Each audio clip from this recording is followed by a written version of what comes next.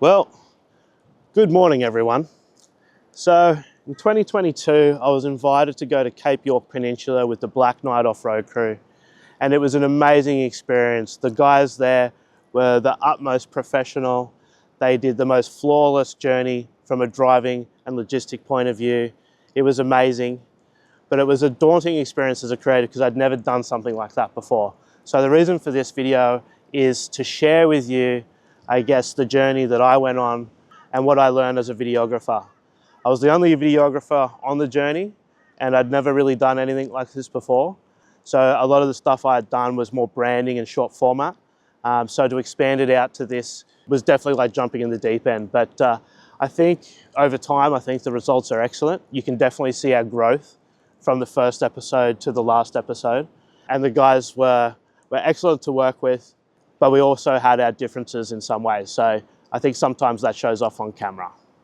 And whilst we did have our differences, we all put our heads together to do the best thing we could at the time. There was a lot of pressure on all of us, from the driving team to Anthony with his vehicles to me with the editing and filming. There was a lot of pressure for all of us, but I think we got through. There's obviously a lot of politics involved with these sort of projects, but ultimately it's about the public and what they think of it, and also watching people grow as creatives. So that's why there's a re-release of these videos with better color, better audio, to help people to digest this content a bit easier. I haven't changed the story much from the original story, if at all. Like, I've just maybe done a little bit of touching up here and there, but overall it's exactly the same content, just with better color and better audio for you, the viewer, to digest that better, because I know for everyone there, it was an important experience. There was obviously a lot of stakeholders and limited time, but you know, we got there in the end, and hopefully this re-release helps to showcase it in its best light. My favorite thing about these videos is watching the growth and the anxiety on everyone's face as we sort of go through these different moments. These are literally some of the hardest four-wheel driving tracks in Australia, definitely in Queensland. And when you put into these pressure cooker situations, you definitely feel it. You definitely feel it. And I know that everyone around me felt it. On these sort of projects as a creative, it's very hard to sort of articulate what you want from people at any one time, and they're relying on you and you're relying on them, and you're also just trying to manage the whole sort of, I guess, overarching idea. And sometimes within interpersonal relationships, that sort of gets muddled up.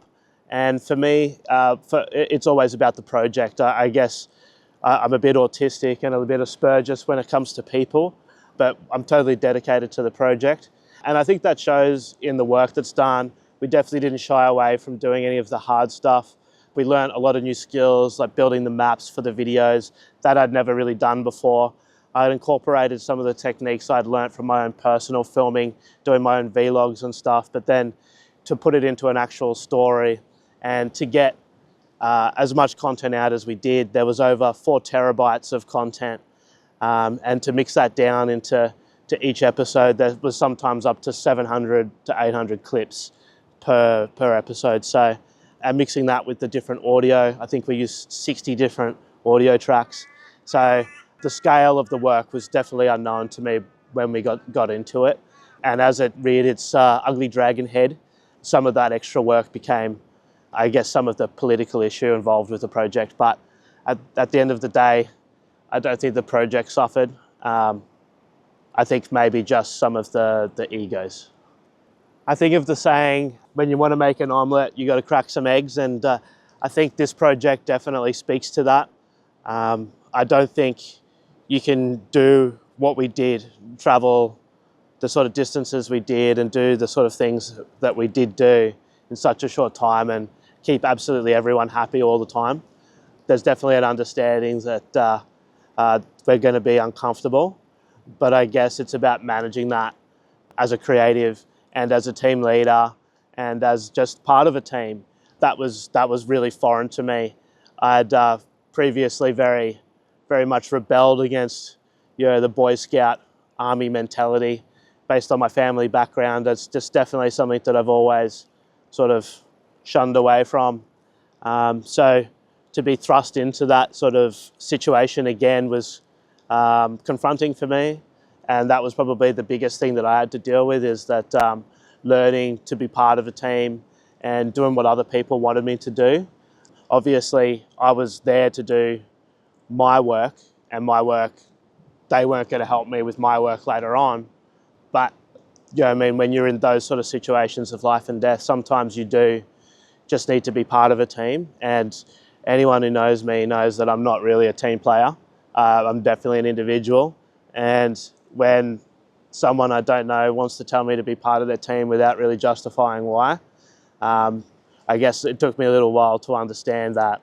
And I know that I've learned a lot from that experience, but it doesn't change my fortitude to be an individual and to walk a different line, because that's what makes us creative, and that's what makes the work fun and enjoyable, says I.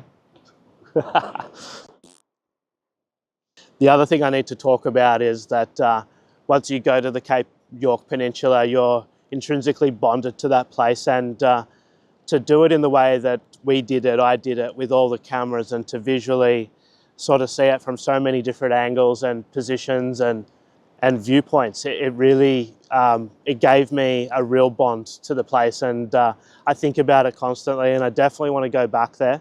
Part of my anxiety of being there was being away from my love for so long. We normally travel together as creatives. A lot of you might already know that. So for me to be doing these amazing things without her was terrible for me. So the next time I go, I'm going to be taking her, and we're going to be putting the Cloudwalker stamp all over it, because it's such a beautiful place. And once you've been there, you'll never forget it. So do whatever you can, take whatever opportunity unfolds itself to you to make your way to Bajinka, because you won't regret it. No, I'm not crying. So at the end of the day, thank you to everyone involved. Thank you to everyone watching. Thank you to the people of the Cape York Peninsula for having us. It really is an amazing thing. And to just wrap everything up, these videos are for the wider public to sort of get a better understanding of the place. It's an unknown area, but as time goes on, there's more and more development there, so it will open itself up to more and more travel. But this is to give you a snapshot of what the Cape York Peninsula was like in 2022, because you never know what's around the corner and how things change. So it's a real testament to that, I think, and to Australia and its history, because it was on this journey that my love for history really began, and was, yeah, really became part of me on this journey, learning the things that I did here. So thank you again to everyone involved, and thanks for watching.